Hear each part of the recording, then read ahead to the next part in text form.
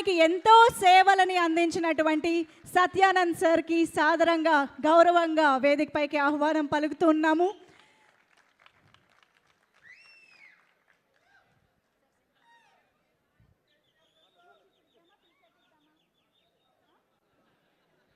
Sir, ముందుగా మీ మాటలు వినాలని అనుకుంటున్నాము. మిమ్మల్ని మాట్లాడవలసిందిగా రిక్వెస్ట్ చేస్తున్నాం. అందరికీ నమస్కారం.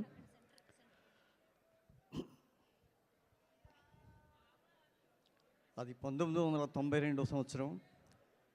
సడన్గా నాకు చిరంజీవి గారి దగ్గర నుంచి ఒక కాల్ వచ్చింది. తొందరగా, సాధ్యమైనంత తొందరగా చెన్నై రమ్మనమని.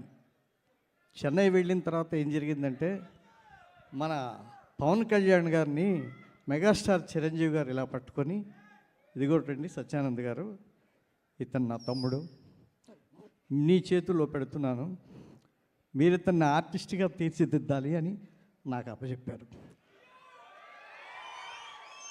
అదే నాకు జీవితంలో ఓ పెద్ద టర్నింగ్ పాయింట్. నేనేమవుతానో నాకే తెలియని అస్తవ్యస్తమైనటువంటి సమయంలో, కేవలం నాటకాలు మాత్రం వేసుకొని బ్రతికే సమయంలో నాకు ఒక వజ్రంలా ఈ పవర్ స్టార్ని తయారు చేసే అవకాశం లభించింది. ఆ రోజు నుంచి ఈ రోజు వరకు వెనక్కి తిరిగి చూడకుండా ఇవాళకి కూడా క్లాసులు చెప్పుతూనే ఉన్నాను.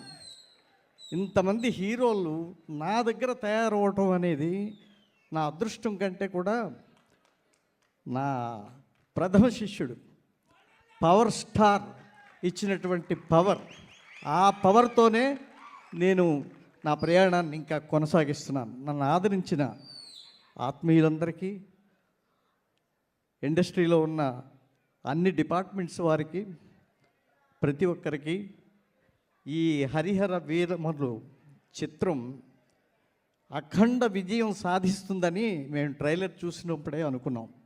ఈ విషయం ఏం మాట్లాడారు.